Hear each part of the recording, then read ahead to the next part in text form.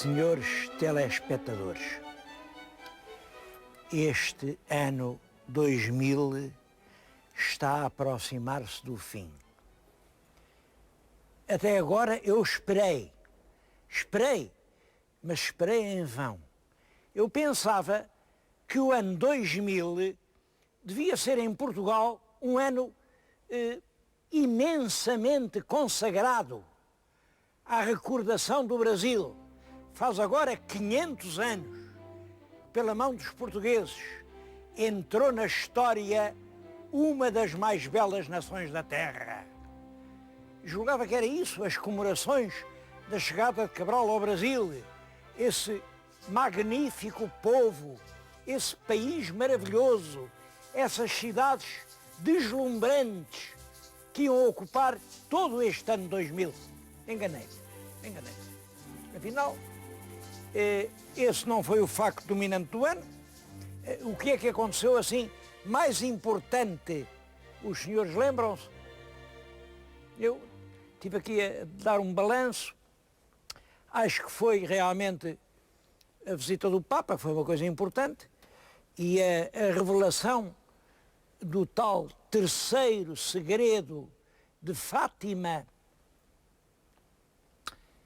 que foi realmente uma adivinha lancinante para a consciência católica. Depois foram as eleições para o presidente de Benfica, todo mundo torceu, pronto, ganhou aquele presidente do Benfica, e agora foi a história do queijo limiano.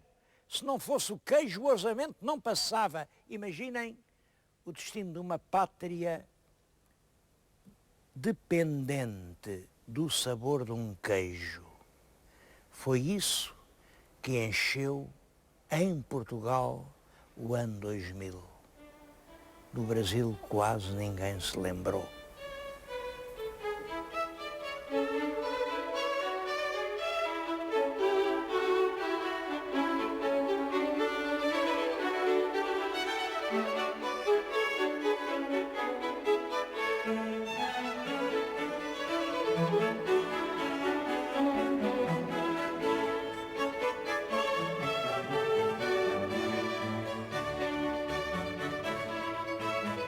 Eu achava que por isso era uma obrigação de consciência não deixar acabar o ano sem vir ao Brasil.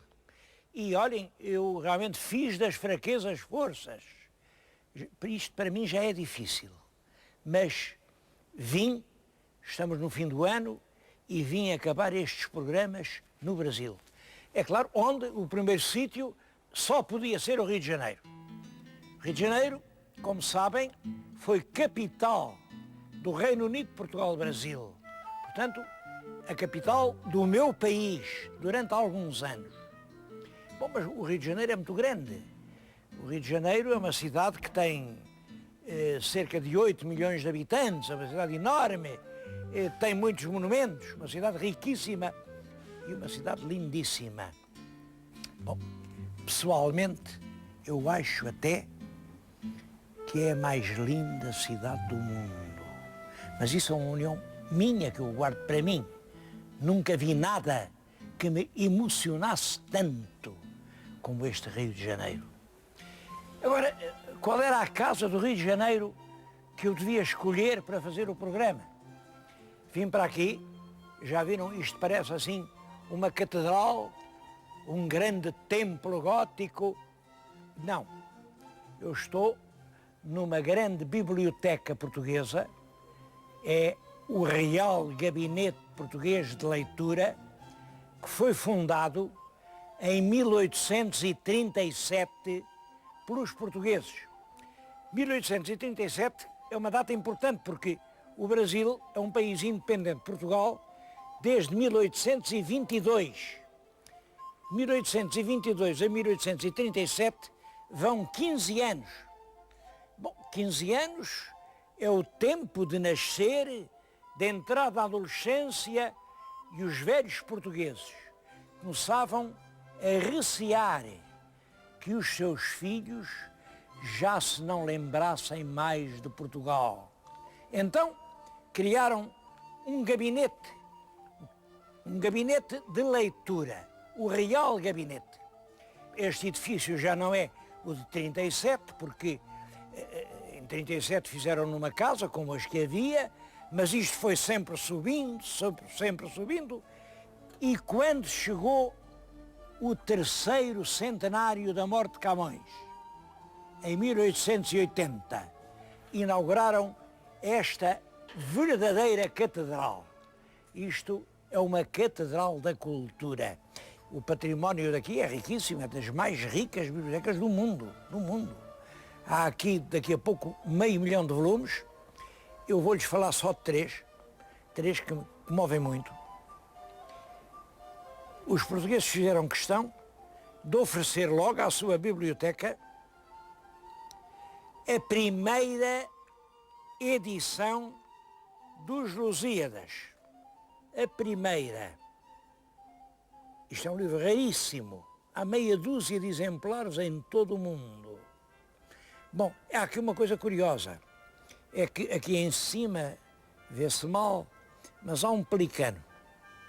E numas edições dos Lusíadas, o pelicano está virado para a direita. Noutros, o pelicano está virado para a esquerda. Já nessa altura, o pelicano não sabia para onde diabo se havia de virar. Essas duas edições têm uma história, que é esta. Sai a primeira edição, que vem com os carimbos do Santo Ofício, está aqui, o Santo Ofício a dizer, o Santo Ofício é a Inquisição, a dizer que nada impede que este livro corra, pelo contrário, é um livro muito bom, muito bom. Bom, mas depois as pessoas liam e viam que o livro tinha as acusações mais cruéis aos ministros do rei Dom Sebastião. Há aqui uma altura em que chegam a dizer que os ministros querem os altos ofícios apenas para cultivar os torpes vícios. Devo dizer que vício torpe era no século XVI o homossexualismo. E realmente havia quem acusasse os ministros de Dom Sebastião, que eram os câmaras, de cultivarem esses vícios. Bom, portanto, isto era um livro para ser queimado, não era um livro para a Inquisição deixar publicar. Bom, mas a Inquisição deixou.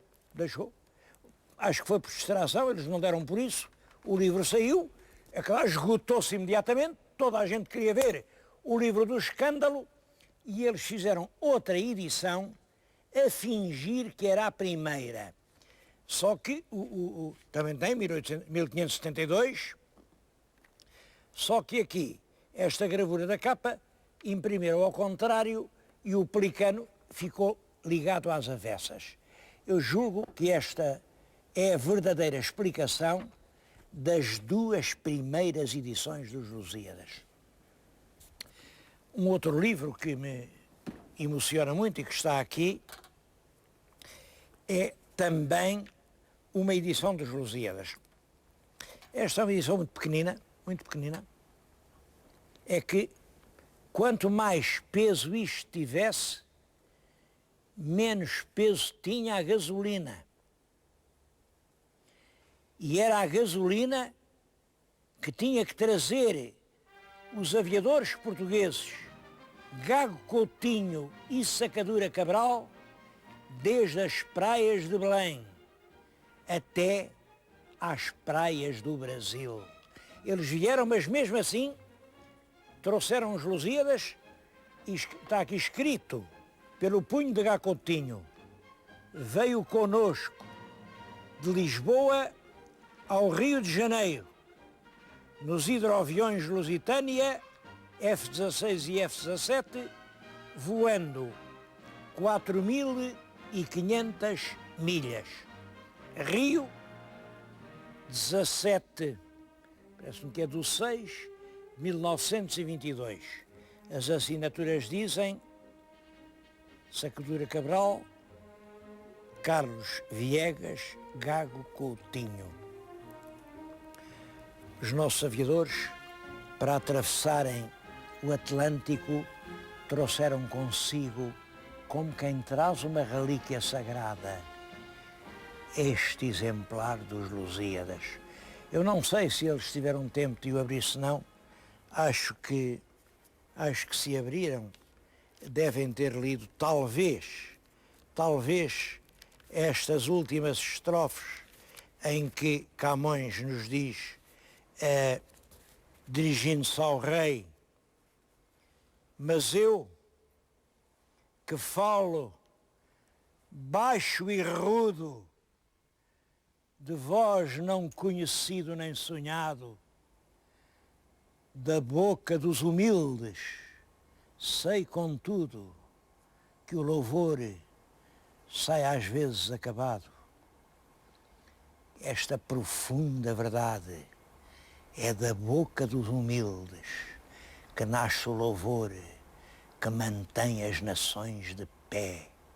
Era isto que diziam os nossos últimos heróis quando atravessaram pela primeira vez o Atlântico do Sul, desde a praia do Restelo em direção ao Rio de Janeiro.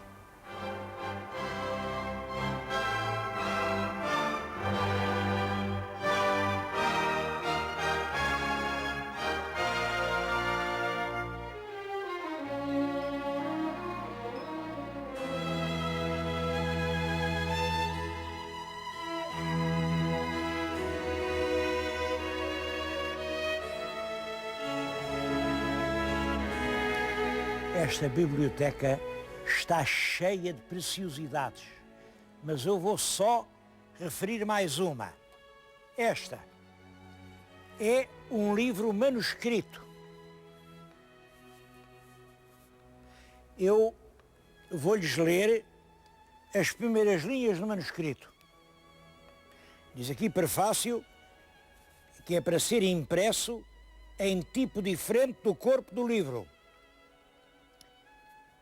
Folheando os livros dos antigos assentamentos, no cartório das cadeias da relação do Porto, li, no das entradas dos presos, desde 1803 a 1805, a folhas 232, o seguinte: Simão António Botelho, etc. São as primeiras linhas da obra mais alta do romantismo português, O Amor de Perdição, de Camilo de Castelo Branco. É uma peça de um valor absolutamente inestimável. Foi escrito por Camilo quando ele próprio estava preso nas cadeias da relação do Porto, acusado do crime de amar uma mulher chamada Ana Plácido, uma mulher que já era casada. O manuscrito, como veem, é escrito de um jacto, quase não tem emendas.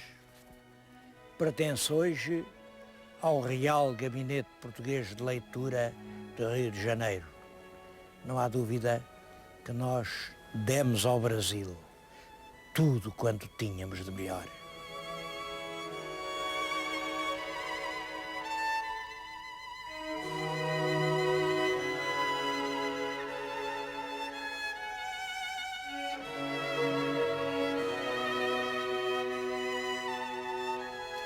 É uma história que todos os portugueses deviam saber de cor, é a história da cidade do Rio de Janeiro. Bom, chama-se Rio de Janeiro sem ter rio nenhum. É que logo, pouco depois da passagem do Cabral, em 1502, veio uma nova armada portuguesa, veem o mar entrar pela terra profundamente e julgam que é o estuário de um rio. E, portanto, isto era janeiro, enfim, foi o rio que eles encontraram em janeiro. Não era rio nenhum, como sabem, é a Baía da Guanabara, uma baía cheia de recessos, de entradas, mas é aí, com esse encontro, que começa a história do Rio de Janeiro. O sítio era muito bonito, terras muito boas, muitas águas, Nessa altura, os portugueses limitaram-se realmente a fazer alguns comércios, comprar para o Brasil, mas, entretanto, navegadores franceses que vinham atrás de nós, porque os caminhos foram sempre os portugueses a inventá-los, mas atrás dos nossos caminhos vinham sempre outros, queriam aproveitar as passadas que nós tínhamos dado. E, não tarda muito, esta região estava toda inçada de franceses. Os portugueses, isto agora estamos já no meado do século XVI, mandaram navios de guerra, comandados por um jovem, um rapaz muito novo, que era sobrinho do governador-geral. O governador era Homem de Sá, era da família do Sá de Miranda, do grande poeta, Homem de Sá. E esse sobrinho chamava-se Estácio de Sá. Eu lembro-me sempre disso com emoção, porque fui eu quem tive o privilégio de inaugurar no Rio de Janeiro o monumento que há 400 anos era merecida ao Estácio de Sá. Estácio de Sá, com poucos meios, mas com uma bravura ilimitada, expulsou daqui os franceses, e os franceses não julgam que eram assim uns aventureiros quais. Não. Era o almirante Villegagnon, que era amigo, era associado do grande Coligny, do almirante Coligny, que foi um dos grandes vultos da França do século XVI. Ele fortificou-se ali numa ilha, ainda hoje chamam aquela ilha de Villegagnon. A verdade é que o Estácio de Sá conseguiu expulsá-lo dali e tomou posse da terra. É já o Homem de Sá quem constrói uma fortaleza. Já estamos no tempo do rei Dom Sebastião. Como sabem, Dom Sebastião tem o nome de um santo, São Sebastião, um santo que morreu crivado de setas. Por isso, em homenagem ao rei, puseram à cidade o nome de cidade de São Sebastião do Rio de Janeiro. Essa cidade vai crescendo constantemente. Quando chega ao século XVIII, chega a ser a capital do Brasil, porque realmente é por aqui que se escoa o ouro de Minas Gerais, é o melhor porto para isso, e é a capital do Brasil, é aqui que vive o vice-rei. Ainda está de pé o palácio, é nesse palácio que se vem instalar a rainha Dona Maria I e o seu filho, o príncipe regente Dom João, que depois foi o Dom João VI, em 1808. Costuma-se dizer que vinham fugidos aos franceses. Isso é um disparate completo de quem não sabe nada de história da Europa. Isso era um plano muito antigo, era um plano que vinha de há muito tempo. Portugal tanto era em Lisboa como era aqui, a capital tanto podia ser aqui como lá, e em várias ocasiões houve o plano de, no caso da capital europeia, cair sob o domínio estrangeiro, o governo mudava-se para aqui e permanecia a independência e a soberania portuguesa. Esse plano funcionou em 1808 e a monarquia muda-se a sua sede para o Rio de Janeiro. O Rio de Janeiro é a capital do reino português entre 1808 e 1821. Isso é um período de um grande progresso. O rei, a rainha, aliás, mas o príncipe regente, abre estes portos do Brasil à navegação de todas as nações amigas.